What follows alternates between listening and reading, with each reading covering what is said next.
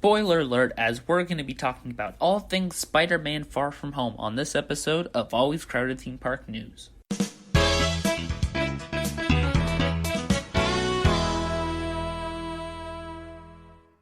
Hey everyone, and welcome to a brand new episode of Always Crowded Theme Park News. I'm your host, Davis Cruz. Make sure to follow us on our social media at Always Crowded. Today, we are talking about the new movie, Marvel's Spider-Man Far From Home. And with me to talk about it is a Marvel fan that wasn't able to be on the Marvel Endgame podcast episode that we had where we discussed Endgame, but thankfully they're here with me today. That's Basil. Hi. So, right off the bat, how did you like Spider-Man Far From Home? Honestly, I really liked it a lot. I came out of the theater really happy about that movie. I don't know, it was just a really good Spider-Man movie. And just movie in general. I mean, I'll say it, I like Spider-Verse way better, but I'm just kind of partial to the animation. But I think it was a great film, great Marvel film. They did a good job. Yeah. Did you like it better than Homecoming? Oh, for sure. I think a lot of things were improved from Homecoming. I think they improved the cinematography a lot and the writing, also the humor and everything, and just I think the general story was a lot better.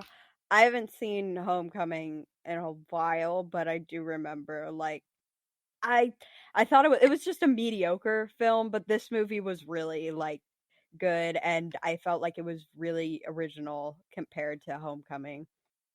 Did you think it was like a step up to Uh, what it could be better or it uh, could improve upon Homecoming? yeah, I think so. I think they improved. They certainly had a better villain and everything. They certainly had better cinematography, like I said. They had some really interesting shots and everything, especially in I don't know if we're going into spoiler territory, are No, we? we can talk about as much spoilers as we want. Okay, so the shots with the illusion scenes, those were just amazing, and I thought they were super well done. The animation was really good there. I thought it was a really original way to do it instead of just your generic fight scene, and I think it was really cool. I liked how the illusions they used made it seem real that they were really fighting the elementals, which I Yeah. thought was pretty convincing. I don't know how really though near the end when there were starting to be spots where one of the drones or some of the drones at least were starting to get damaged and then you Mhm. could see it was obvious an illusion.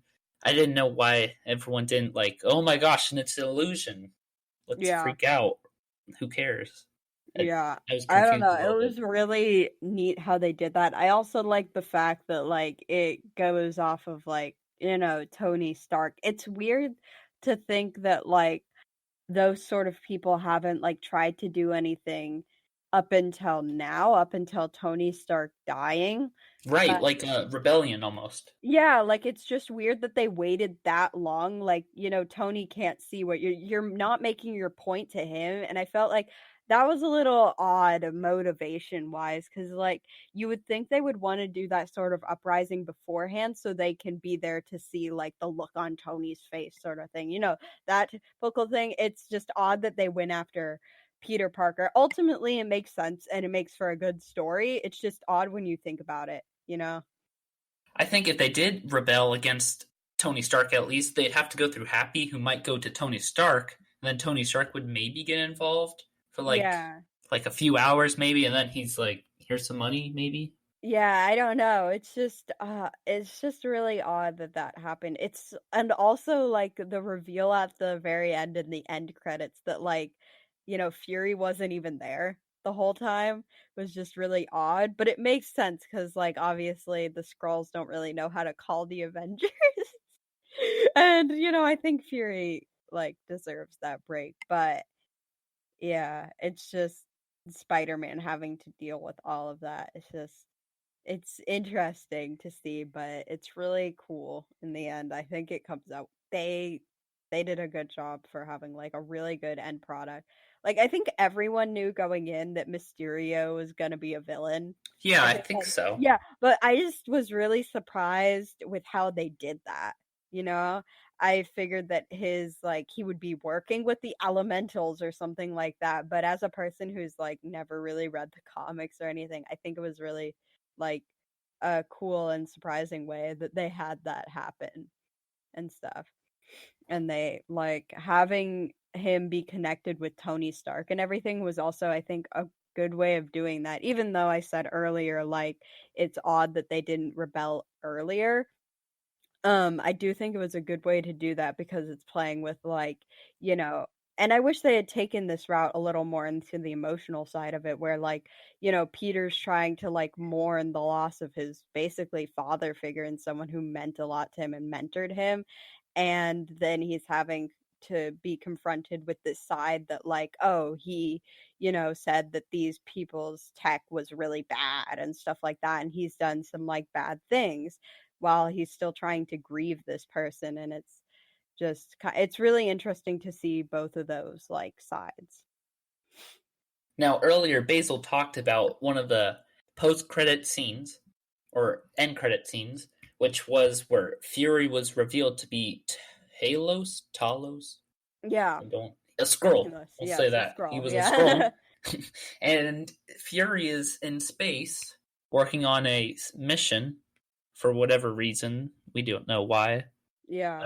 Or How he's long just did on you think? vacation. Yeah, vacation. Or something else. We don't know. Maybe. Uh, Definitely setting up for other things. And also J.K. Simmons as as what's his name? God, I can't never. Yeah, J. Jonah Jameson. Yeah, him. Yeah, that was just great that he reprised his role as that. That was just, I love that. I love J.K. Simmons. He's great, the and other it was really post-credit cool. scene was Yeah. Spider-Man being revealed to the world as Peter Parker from a Mysterio video Mhm. before he died, That and was released on the Daily Bugle. Yes, by J. Jonah Jameson, who was J.K. Simmons, which Yeah, was so that exciting. that was just a cool callback. I really liked that a lot because I thought it was great.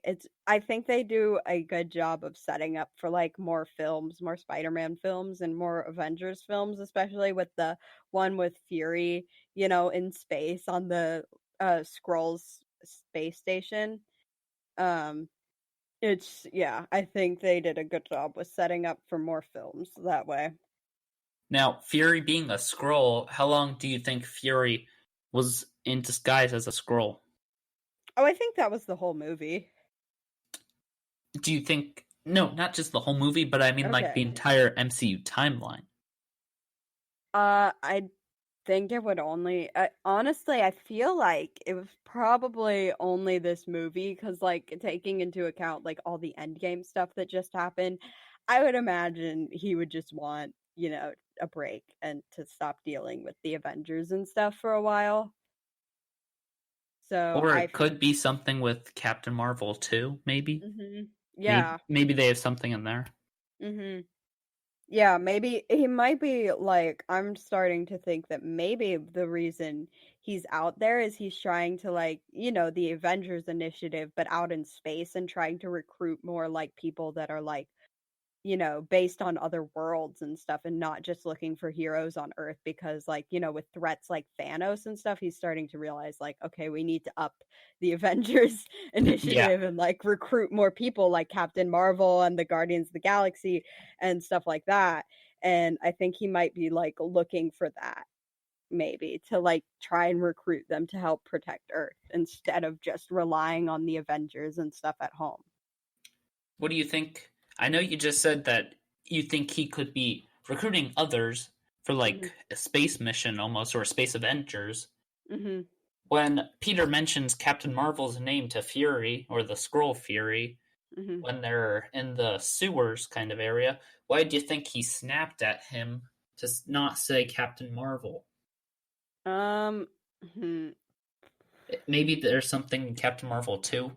I mean, Yeah, I would imagine so. I hope they're gonna do like more with her and everything. That's something I'd really like to see because the Captain Marvel movie was a bit disappointing, and to a lot of people, I thought it was pretty good, but I can definitely see how a lot of people were disappointed because it was a very generic cliche movie that was like, you know, kind of baiting people in with like the 90s stuff and a bit of feminism. Although I think Brie Larson did a really good job with the role. I definitely would like them to do like more unique stuff with her. And I feel like the first movie always like in a superhero sort of series, like their first origin story movie or where they're like first, you know, getting a hold of the ropes or whatever, whatever I'm trying to say. I feel like that always ends up being a bit cliche, but it introduces the character, and if it does it in an okay way, then I think it definitely can lead up for there to be some cool movies in the future, like with Thor and Thor Ragnarok. Like the first two movies were really generic, but Thor Ragnarok did something really unique. Regardless of how you feel about that movie, it did take Thor and do something really unique and cool with him and make him an actual character. Yeah, I feel like most origin stories, most of the time, don't become that great. Like, for instance, like you said, Thor was one of them. Iron Man, I guess you could say, but it did kick off the MCU. The first movie, because like that was one of the starts of like those movies really getting traction. Like that still holds up, but like as you get further and further down the line and like the stakes get bigger in the MCU, something just like a origin story of like Spider-Man or so, like that's really overdone. So you have to do it in a unique way, like Into the Spider-Verse did or something, for it to be really interesting and for it to like stand its ground against this background of so many other superhero movies today. Yeah. So going back to Mysterio, he dies in this movie. Yeah. Supposedly, do you think he's still alive? I think there's a possibility he might come back. I think that there's probably, I feel like if they need another villain or something, they're gonna pull this one out of their arse and just be like, hey, we saved his memory on a flash drive. We saved his brain on he's GLaDOS now. Yes. We saved his brain on a flash drive. And so now he's alive and his computer robotic self is after Black Panther because we're gonna switch it up. He was in the comics in the original Sinister Six, but if he dies, that means there's only been 2 Sinister Six members revealed so far. Who was the other one? Vulture and Scorpion. That was at the end credit scene or post, whichever. Those credit scenes from Homecoming. Yeah. Yeah, that's where they showed that. So, So maybe he's probably not. I don't feel like they would kill off like an interesting villain like that quickly. That's just not Marvel. But it is their fashion. Killmonger. What? They did that with Killmonger. That's true. But like he doesn't really have as much of a place for like his story to continue. His arc like got completed. I think there's still more they could do with Mysterio, especially with the whole like his involvement in Stark Industries and stuff. And yeah. I think maybe more likely than him coming back is for like one of his coworkers or stuff something to come back. Like that definitely seems like that is for sure gonna happen. We're gonna see them in the future. I don't necessarily know about him, but I feel like we're gonna see him in like an illusion sort of thing in the future, but I don't know about him necessarily. But I definitely think we're going to see, like, the people he was working with, like, the person setting up all the illusions, that guy. I forget what his name was, like, William or something. I think it was. Yeah, I think we're going to see him in the future doing stuff. Now, the time that all the people that have been dusted, that was called the Blip. Did you like that name? I liked it better than the Peter Tingle. Was that what that was? Yeah, instead of spider senses, they called it the Peter Tingle. I I know that's the point of it. It's supposed to be cringy, but it's funny. I think the blip is it's a name. It's fine, it's not like taking itself too seriously.